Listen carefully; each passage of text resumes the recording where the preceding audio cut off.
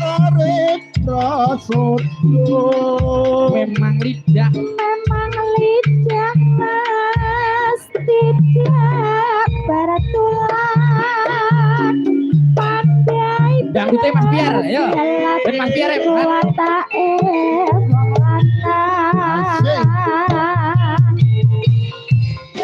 Satrio Asis ayo Mas Biar di dangdutnya Mas Biar ya dan ciri khasnya Mas Biar yo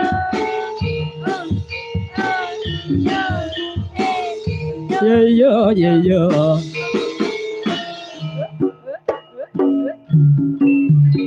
yo tokek mania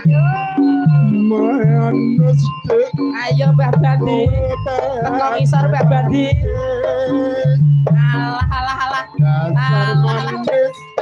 yen kowe seneng aku ngono iki banget mesem manis ngumpul lima aku kaya bisa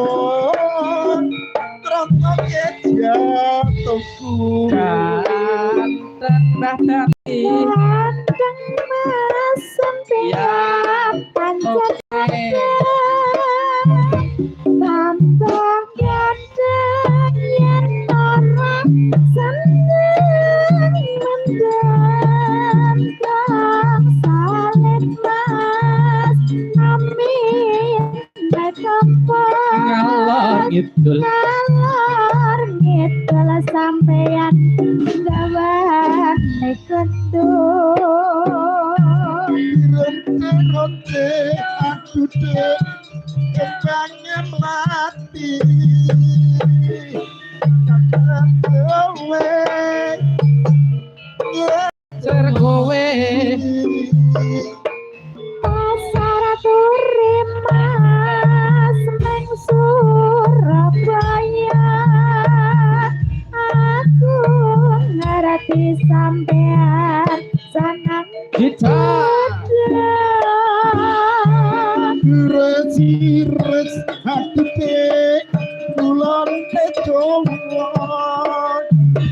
kowe wong manis kasare prasojo memang lidah mas tidak beraturan pandai bersilat dikuatake wong yo matur sembah nuwun Pak Asmoro Santo wah Mas Pak Alek nggih Mas Agung Pak Yudo terus Pas Gembel iki ya nggih sedaya mawon ya nggih matur nuwun nggih nggih sun iki aku pisan kas ben Mbah Banti wi napa njaluk napa Mbah Banti Mas Solikin ayo dikendangi Mbah Banti Mas Solikin ya oh podang kuning senengane Mbah Banti ayo Mas Solikin ngendang Mas Solikin karek ndang Jepong ngendang anu Mbah Yoto kopi oh nggih Mbah Yoto wah iki cek wongan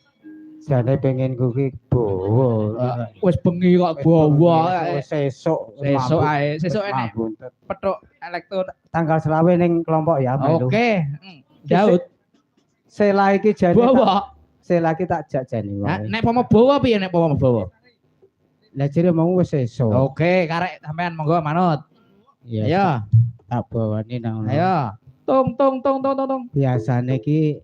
sing iso ngudang anak manuk iki ya sela oke kerep pedhok Mas oh alah nggih ayo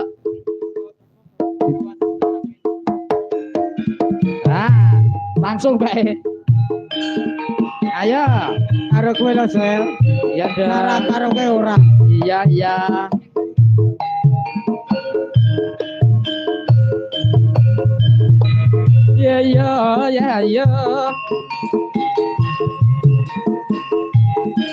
bocah kok ayune kaya ngene karena aku juga anak lanang loro lho Sel ora